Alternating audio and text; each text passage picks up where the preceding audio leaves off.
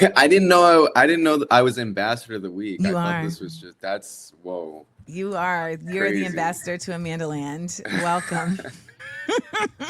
Y'all welcome. Okay, here's the thing. I always want to say Key, but I think it's Kai. A K, like the letter. See, I had both of them wrong.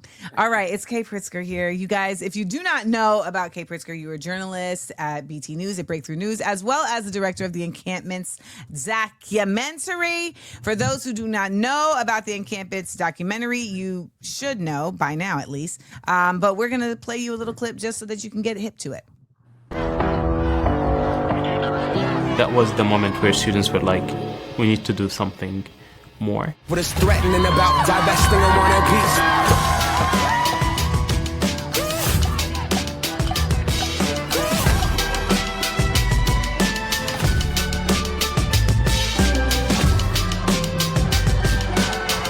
And we call them forth, they have nothing!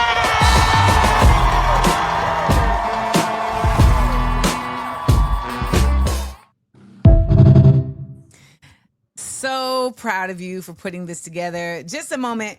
People on Instagram, you can't hear because the show is on YouTube. Go to YouTube, Amanda Seals TV, and then you can hear. And when you come in the chat, the folks will welcome you to the chat because that's what we do. Okay? Thank you, Melissa. Bonjour, bonjour.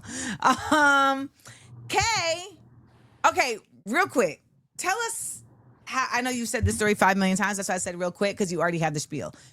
Tell us how the encampments Tell us how directing the Encampments documentary happened. Yes, yeah. First thing I want to say is I didn't know you had Godiva Goddess on.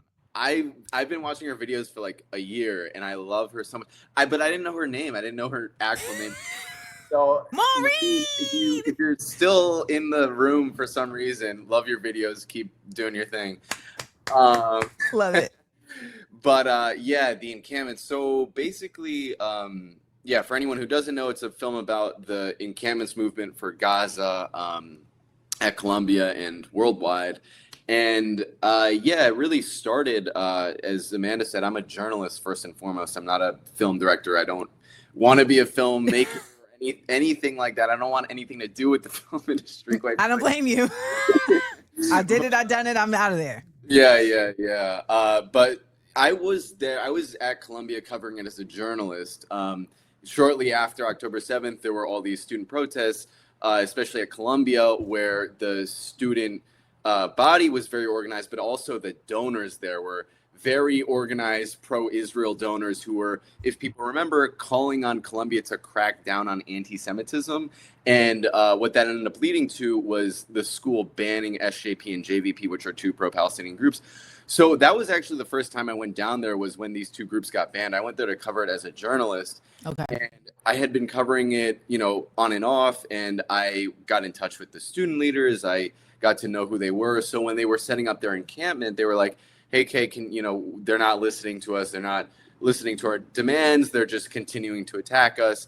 So we feel the need to escalate this. So we're setting up this encampment. Can you come and cover it as a journalist? So I showed up there the first day, and, it was pretty straightforward. Seemed fairly uneventful, to be honest. It was very tame.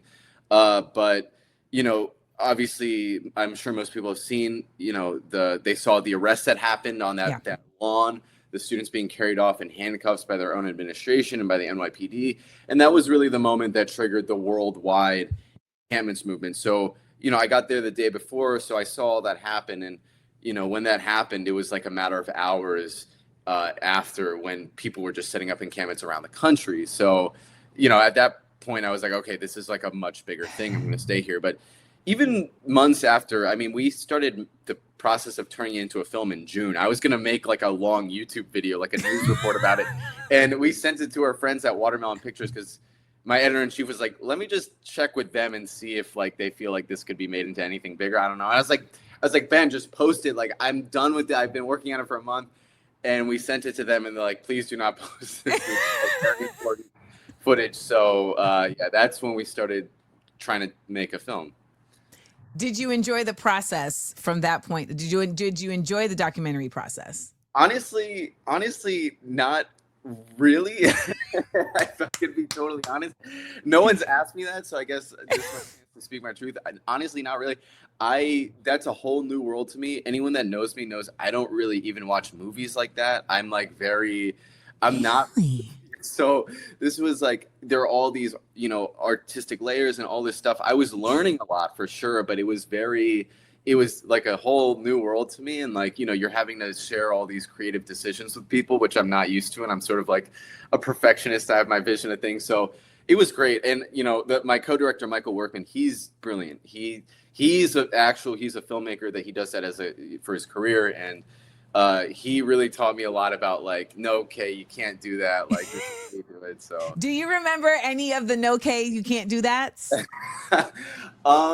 Honestly, I wish I did. Come back to me. I'll Okay, mull over it. Only because I love teaching people about like the process that we've gone through when we're creating things. Like you're doing something and you're like, yeah, this makes perfect sense. And someone's like, absolutely not. That would be foolish to put this clip at the beginning. And let me tell you why. Because if you put this clip at the beginning, the audience doesn't feel the need to stay, and you learn storytelling.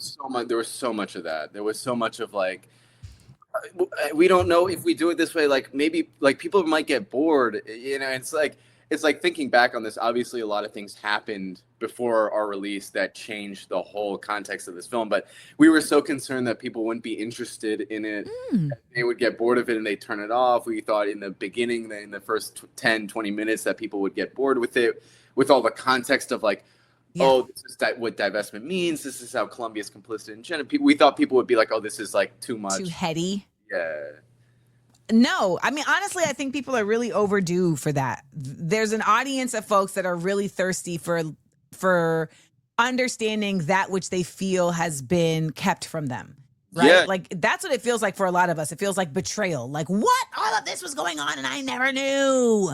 Yeah. Yeah. And, I feel like, in a lot of whether it's Maureen or myself or like, a lot of these, the sort of new media, I think it's so much of this information has been like gate kept by, the corporate media, by the truth teller, the media makers. And, they put it in such complicated terms and they try to overcomplicate things that aren't actually really complex. They have all this nomenclature, the financial, all this stuff. And they're like, you could never understand this. That's why the experts are going to explain it to you. And it's like, yes, the students in our film, they're students and, they're infantilized by the media. Oh, these are just kids that saw a TikTok. They don't really know what's going on at Columbia. They don't understand the finances. And it's like, no, they understand it perfectly. They explained it perfectly in the film in a way that is, it is as simple as it really is, which is that Colombia profits off genocide and private prisons and the whole host of everything. My Columbia degree is right there. Oh, okay. you have one of those. Oh, you have one of those. Hey, no, no hate. My parents too. Both my parents went to Columbia. So. I will say I went as a graduate degree. I went for my graduate degree and I was in the Institute for Research in African American Studies. So I was in a very particular sector. Okay. But you have one of those is no, I have a degree from George Washington University, which is like a recruit is a front for CIA recruitment, literally. So I'm not saying that in any judgmental way. I was there right there with you. So tell me this. I wanted to talk to you about, and you kind of segued into this already. You have become, I will tell you, my first video that I saw of you was, I feel like you were explaining, I can't remember what it was, but you explained something to me that I didn't know. And that is, I feel, a place where journalism has really like lost the plot. It feels like folks in those spaces that we were talking about, the truth teller, the legacy media, like they're no longer teaching as much as just kind of mouthpiecing. That's what it feels like when I'm reading. But when you do your work as a journalist, it feels like something else. Can you tell me more about like your process as a journalist and why you choose to do it that way and how you fit into this space in a unique way? Yeah, that's a great question. I mean, because that's really what it comes down to, and I could kind of tell you were asking about, what were the different decisions in the film. Like, these are really important things, I think, to share because, we all need to. It's the process of doing these things of like learning how to present information and just trying it that is like a learning process in and of itself. But anyway, yeah, my way of thinking about it really is like I'm trying to intervene in like all the confusion because the reality is we're going up against like a multi-billion-dollar media propaganda apparatus that is working on behalf of all of the corporations. I see someone said people are really just out here talking. Yeah, like I'm really just out on Instagram just talking. No, But you're not. She's not talking about you. She's talking. No, oh, you should know something about my chat. My chat is the most high quality, high vibe chat. No one in here is saying anything sideways to you ever. No. I mean, I think that's so funny because it's like it really is just. I mean, we really are just people talking, but that's so threatening to the mainstream media because it's Yeah. like they try to pretend like no one else can do this. We're the like no one else could understand what we understand, so we have to tell you the truth. It's like no, it could just be two people talking on YouTube. Like literally, and that's where things are shifting because I see what I do is really responding to the media, responding to these like messed up narratives because we're up against a multi-billion-dollar corporate propaganda machine. And I've been in their newsrooms. I've seen what they're operating with. It's like they have the ability to be there first, to set the media narrative first. They have the privileged access to all the politicians and the press corps and all this. So it's like my goal is not really so much to beat them to the punch. Right. It's so much it's to take what they're saying and bring forward the context that they're leaving out, which is really everything. I mean, I think that's what a lot of the media lies comes down to is they will often be saying things that are semi-factual. They might be saying things that this did really happen, but the way they're framing it, they're highlighting context that is like very irrelevant, or they're leaving out context that is highly, highly relevant. And you see this all the time with like, whether it be like, the way the media talks about people who are like brutally murdered by the police, and they bring in all this context about this person's their past, and they had a speeding ticket when they were 25, and this and the other, and it's like They're a kid's soccer coach. Yeah, I mean, It goes both ways, by the way, because it goes both ways. When it's a white man who's murdered his entire family, they'll be like, yeah, he's a he was a soccer coach. killer in the community.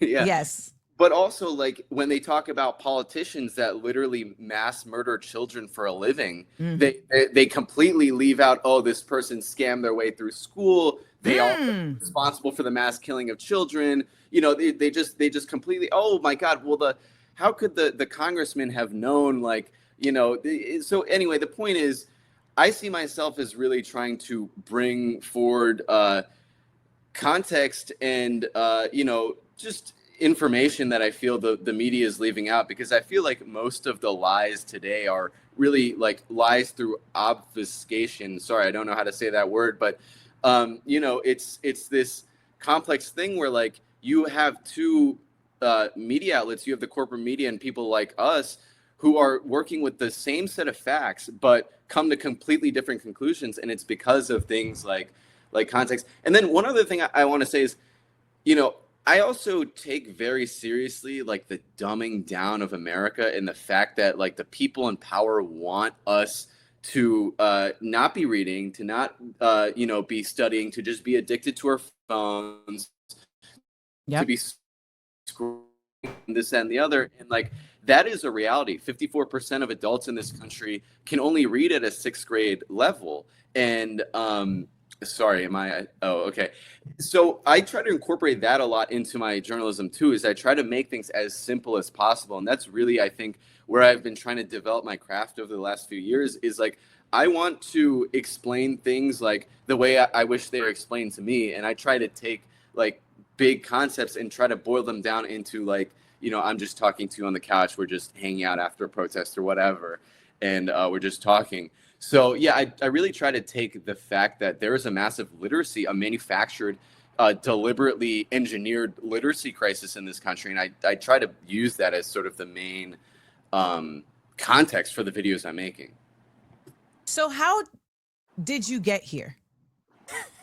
Like, what shaped you into this type of journalist, into this type of person?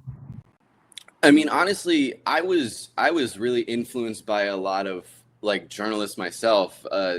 Abby Martin is like the central person that comes to mind. Like when I was in high school, I used to watch her show, and I didn't even know what she was doing was journalism. But there were so many people online. Yeah, back in the days when the internet was still like a free place and there was freedom of speech on there. Right. They weren't like, rewiring our brains. There were a lot of people who were just going out with a camera and just going out in the street, reporting on things, making videos like we make, talking about current events, talking about the world. And I learned everything through them. I hated school, to be honest. I skipped class. I was such a bad student. That surprises me. And you know what it is? It's the glasses. I always tell them, like, the glasses make us think that anyone who wears glasses, we're like, they're a nerd. Like, we're in school. Right. This is just a reminder that I can't see, guys. Okay. Kei was out here flipping birds and skipping class. Yeah. And I really learned a lot of what I know about the world from like online content creators in high school and college. And I learned, basically that everything I was being taught in school was a lie. Yeah. That, this whole narrative about this is the freest country in the world, you have it. You're so lucky to be here. You're so lucky to have won the lottery of birth to be here. And I learned about the Iraq War, and I learned about Afghanistan. I learned about all the lies of the so-called war on terror. I learned about how they're actually creating a police state in America. This is not a free country at all. All these different things. And I started to it's like when you learn a lot of these things I learned about Palestine, it's like when you see these things, you can't unsee them. And it's like, how can I just go on with my life and just pretend like everything's normal? Just, pretend like, I can just go to work and be fine while there are people out in the world who are starving, who are under US bombs and sanctions. How can I live with myself just, going to work, having a career, making money, these things. So, I was actually an activist. I was a anti-war. I was in SJP in college. I was in the Palestine group in college, and I was involved in a lot of like anti-war organizing. And it was actually someone who was in those circles that was like, "Hey, you would be good in journalism." So, I was actually an activist before, and I see. Yeah, I gotta put a pin in that. Yeah. Okay. What was your upbringing like that made you this person? Okay. That's okay. Now you're just really cutting right to the core. Okay. So, I grew up in Weston, Connecticut. I grew up in Connecticut, and I'm like, once you say Connecticut, I'm like, cardigan. Yes, it's exactly what it sounds like. You just hear. I think my connection sucks or something. Yeah, I feel like I don't know if it's me or you. I can hear you, but you're frozen in Weston, Connecticut. Okay. You're back. It's me. I'm just gonna keep talking through those freezes, but okay. So I'm Connecticut. Yes, it is exactly what you think it's like. I grew up in a very wealthy part of Connecticut, where there was no economy. People weren't working with their hands. Mainly people would commute to New York and they'd, speculate on stocks and bonds and all this bullshit. They'd be, moving numbers on a spreadsheet and come home to their Connecticut mansions. And, my dad, he was a chef, and he owned a restaurant. He cooked for very nice overpriced food for people in Manhattan. He was very good at what he did. But that was, my socioeconomic background is sort of upper middle class background. And I think that had a lot to do with my sort of, I don't want to call, people have feelings about this word radicalization. I don't really like it because I feel like what I believe in is common sense, but it's not, it is radical in the context of where we are. It shouldn't be. Yes, exactly. But it is. Yes. But I feel like growing up in a place like that had a very profound, that is deeply intertwined with where I am today, because I grew up in one of those, liberal towns where everyone voted for Obama twice, and it was Right. like, and it was the 2012 election when people were going for Obama a second time, when one of my friends started telling me about, you might laugh at this, but Ron Paul and the libertarian candidate in the Republican Party. And he was like, go home and check this guy out. And I checked him out, and he was talking about how America is going around the world, policing it, invading entire countries, dictating to people how they should live, killing people, and just like absolutely causing, all this mayhem and causing people to hate America justifiably.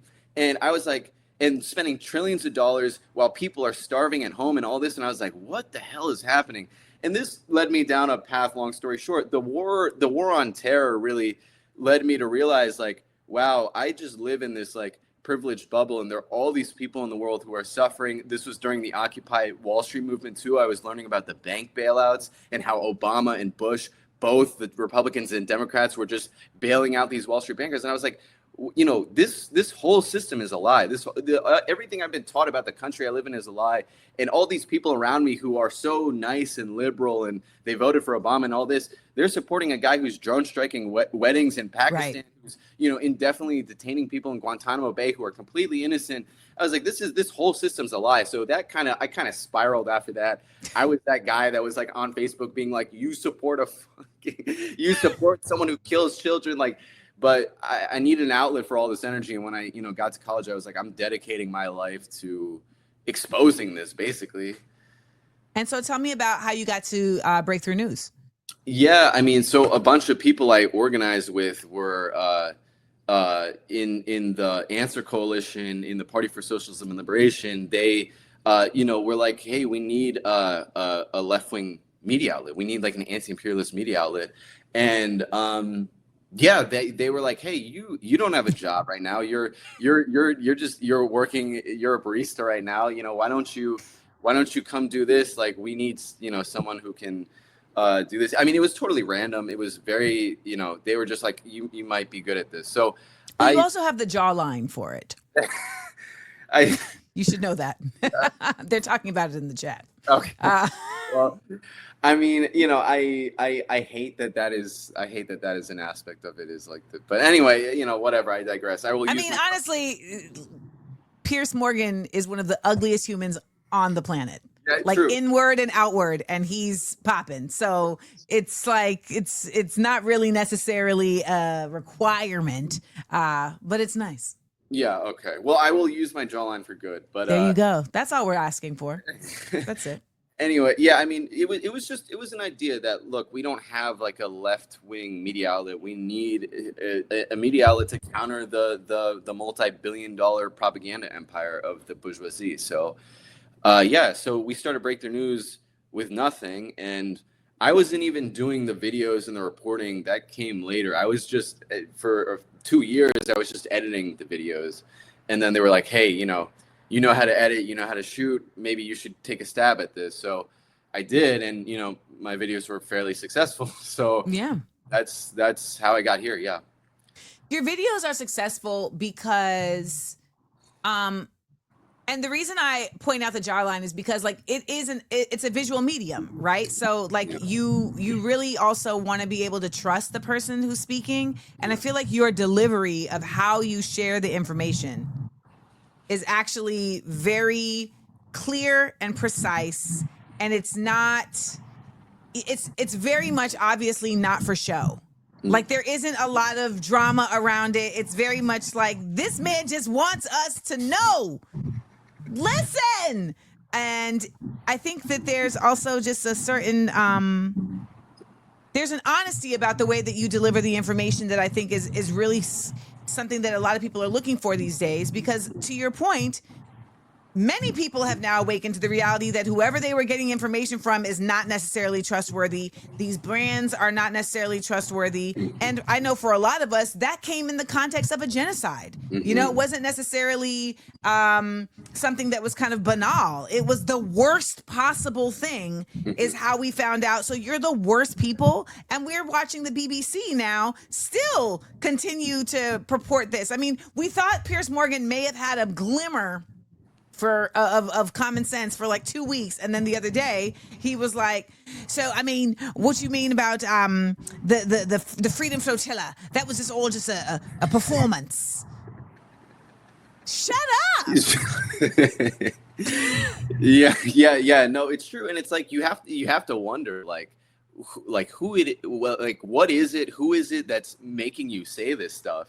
And like I feel like everyone has this sort of, you can sort of tell when these mainstream outlets like hit their wall, like they hit the limit of what they're allowed to say, and you can kind of tell like you are not able to go past, you are not able to go deeper than this because of something. I don't know what it is. I don't know who's telling you, like I don't know what is so shiny and beautiful and tempting that you are refusing to take the next step. But I think people are starting to realize that, exactly like you're saying. People are starting to realize actually the people who have been upheld as these truth tellers are the worst people you met. And it's, you know, the reason I try to present the way, you know, I do, which you are exactly correct. I don't want it to be, you know, this sort sensational.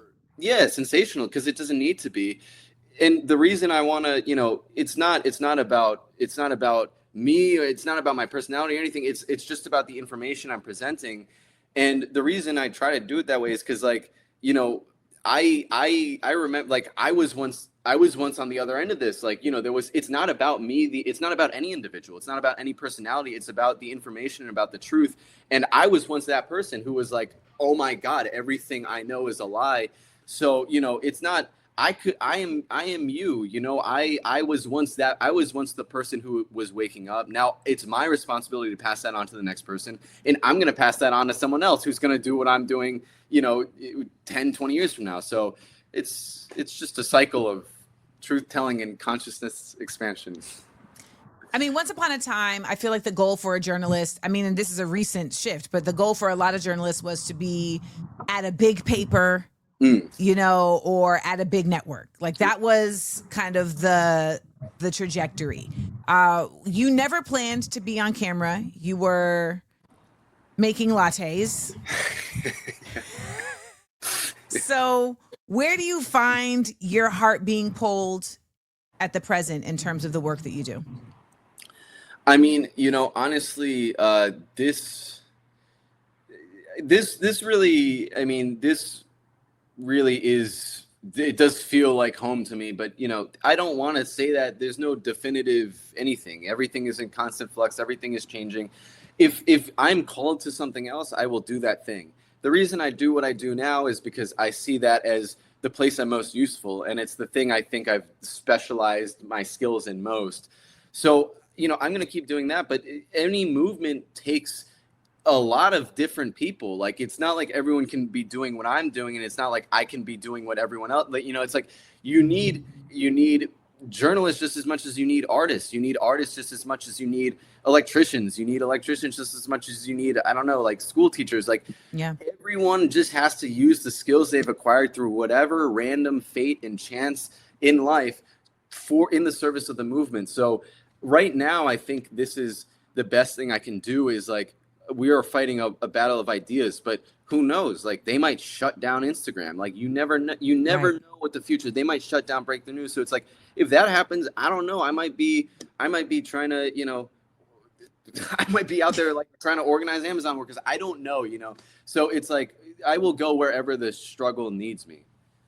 I guess that brings me to my last question, which is, you mentioned, you know, that there's a bunch of people and roles needed in the movement.